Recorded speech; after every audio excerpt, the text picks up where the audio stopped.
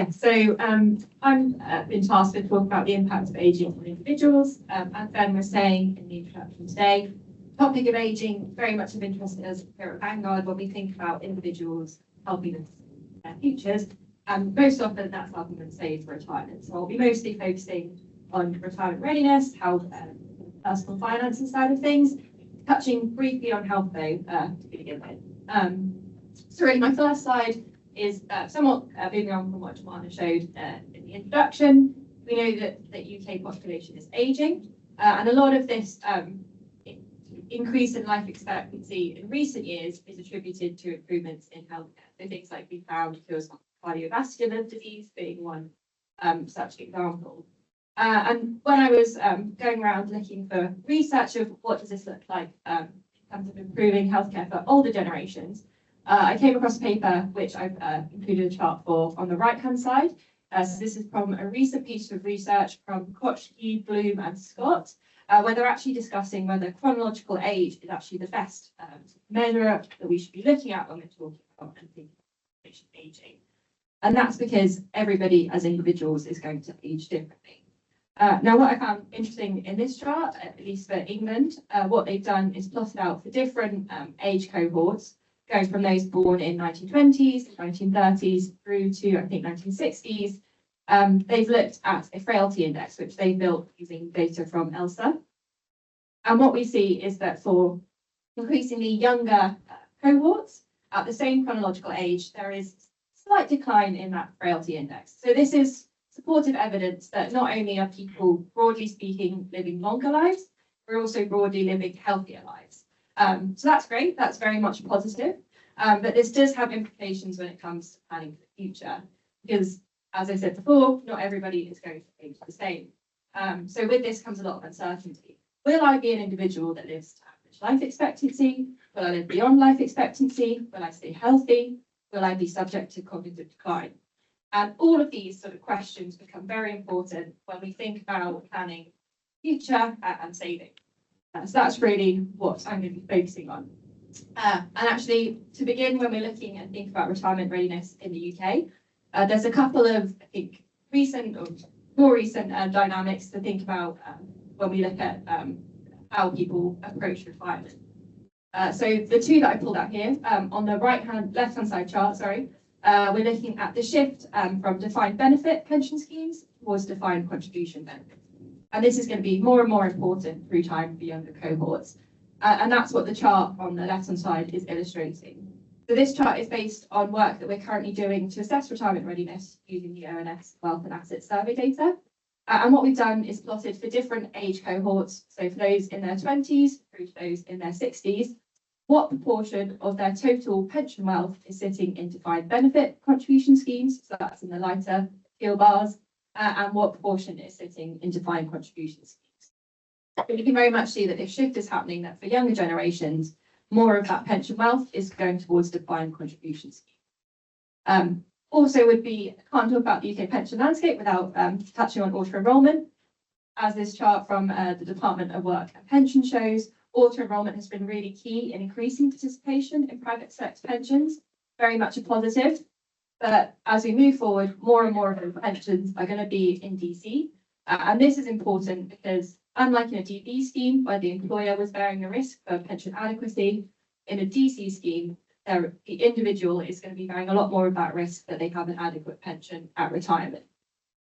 And so a lot more of the decision making is sitting with the individual. So this is from how much do I invest beyond the minimum and how much do I contribute? Where do I invest? And then actually when you hit retirement, how do I manage that portfolio of assets? How do I decide to spend out? So individuals are living longer, it's great, but with that comes a lot of these uncertainties and questions. Individuals are having to make more financial decisions.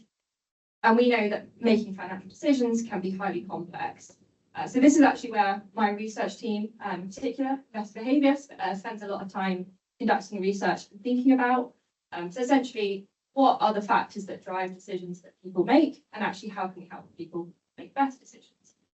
And so we've listed sort of a broad range of different factors on this slide. We sort of roughly bucket them into three areas. So the first of those areas would be the sort of environment or the system in which you as a person sit. So, for example, what is the pension scheme like in your country? What's the level of consumer protection that you have? The next bucket that I would call out would be sort of the marketplace that you have, the products and services. So as an individual, do you have access to low cost, high quality investment products? Do you have access to guidance? Do you have access to advice? And the final big broad bucket is the individuals and the people themselves. So this is when you're getting into behavioural factors, preferences that we all have as individuals. Some ones to draw out from this slide, culture. So we know, for example, different cultures, the ease of talking about money it is completely different. Risk attitudes vary widely across individuals.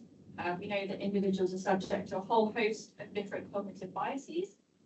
A couple that to call out when it comes to investing and saving in particular, present bias. So this is where you can see much more weight on what you can have today than in the future.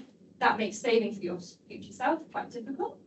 Another one that's important in investing is exponential growth bias. So this is where people underestimate the power of compounding, and this then leads them to underestimate the benefit of saving for the long term. So all important, a lot of different factors. I think the final one I'll just finish on because that'll take you to my next slide. It is levels of education and financial literacy. We know that these are important. Research shows that people with high levels of financial literacy more likely to plan for financial futures and actually typically have higher wealth. So I'm going to take a pause to ask my poll question now. So this is a question that we have in the Wealth and Assets survey. And what I'd like to know from everyone in the room and online is whether you agree or disagree with the statement on the slide. That's that I feel I understand enough about pensions to make decisions about savings for retirement. And what we're going to do is give you, I think, 5 responses, so from strongly agree through to strongly disagree. And we can have a look at how we compare to the UK population. 30 seconds to answer, and then I think we'll have a look first. And then what I'll do is I'll turn to see what the responses look like for the individuals in the background survey. I'll need to see when we've got a good number of responses. There we go. Okay, so a mixed picture. Agrees leading, which is great to see, but also some people on the disagree end of the spectrum as well. So yeah, very much a mixed bag, and that is also what we see when we go back to the Wealth and Assets survey data as well. Okay, so this is again based on the work that we've been doing with the Wealth and Assets survey, and what we've done here is plotted the percent of respondents that answered either strongly agree or strongly disagree. So these are people that felt they did have enough understanding about their savings for retirement. And what we see over on the left in the grey dot is that what the response rate was for the total population who agreed. And actually, it's less than 50%. So that in itself suggests and is evidence that there is a lack of understanding and awareness in the UK when it comes to saving for retirement. This actually we find is particularly important because further work we did with the data, when we then went and looked at, well, how does that translate to your wealth levels? We found that people that agreed with the statement on average had double the amount of pension wealth than those who didn't. Something else that we found interesting to do was then look at it. We know individuals are all different, so can we look at a couple of different subgroups of the population? So as you can see, we looked at gender, and perhaps unsurprisingly, we find a bit of a gender gap.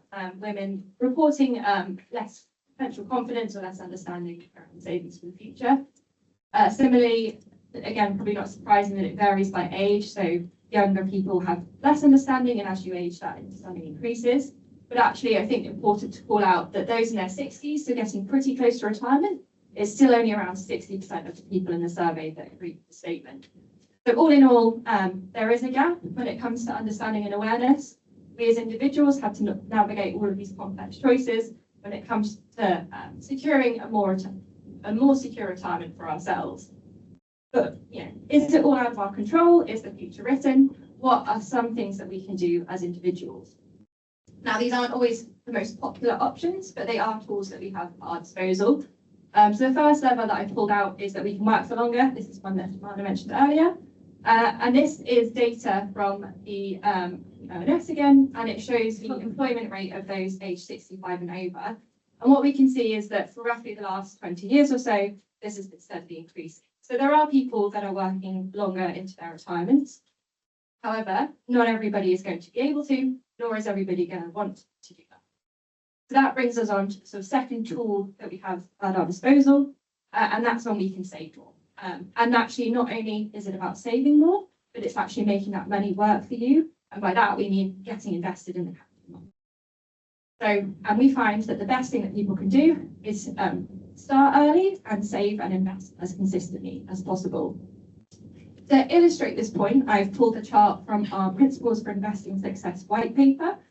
So this is very much a hypothetical scenario, but it looks at for a given investment goal you have in mind, so this might be your retirement pot, over a long-term time horizon, what proportion of that goal, so that overall pot, is due to just the savings you make, and what proportion comes from the returns that you get on your investment. And what we can see is over the short term, most of your pot comes from the amount that you put into it, savings. But what's really important, and going back to the exponential growth bias, is actually over time we can see that investment returns make up more and more of that overall pot. So this is really underscoring the importance of benefiting from compound interest and having that long-term approach. And this is something that we emphasize in our Principles for Investment Success. These are the sort of simple rules, guidelines that we have that we think individuals can follow when it comes to sort of navigating the complexity that comes with financial decision making. And so the underlying principle of the whole thing is focus on the factors which are within your control. You can't control the markets, but there are things you have to disposal. The first of those is set the goal in the first place. Have an awareness of what it is you want to save for and how much you might need. The next is when you have that goal in mind, then think about your asset allocation. What is the right asset allocation to help you meet that goal? Then we're looking at cost, keep costs low, and finally be disciplined. So you put the work into determining what that goal is, setting a suitable asset allocation. You want to stick on track to it. You don't want to be tempted by the ongoing noise and headlines that we see in the markets every day. Discipline also comes in when it comes to saving yourself. So again, if we can save consistently, you'll, as per the chart on the previous slide, that really benefits us over time. That's just principles when it comes to investing. I also wanted to include some sort of broader guidelines we have that apply to anyone, no matter where you are in your financial journey. So this is from a more recent paper, our Guide to Financial Wellness. And these are very high level, but the paper itself goes into more detail. But again, guidelines, rule of thumb, something of a checklist that people can follow to help take control of what they're doing. So the first of these is to take control of your finances. So this is everything from budgeting, making sure that you're matching your employer match when it comes to your pension. May also be things like actually working out where all your pension pots are, bringing them into one place, knowing what your financial situation looks like. We then got prepared for the unexpected. So this is when we'd always recommend people have emergency savings put aside. And actually some recent work from my US colleagues find that having emergency savings is really important when it comes to financial freedom. People with emergency savings report much lower levels of stress. And finally, then we have make progress towards a goal. This is the saving consistently. So all to say, when it comes to this question of is the future written, we think no. We think there are things that individuals can do, but we also don't think individuals have to go it alone. And actually, we think there's a lot that the industry can do, providers can do, and policy can do when it comes to identifying some of the barriers that people have for saving for the long term and helping people make better decisions. So this could be from everything from providing simple, low-cost, easy-to-use products, being transparent about fees, to investing in things like advice, guidance, education. So that's where I will finish for the day and hand over to Bob.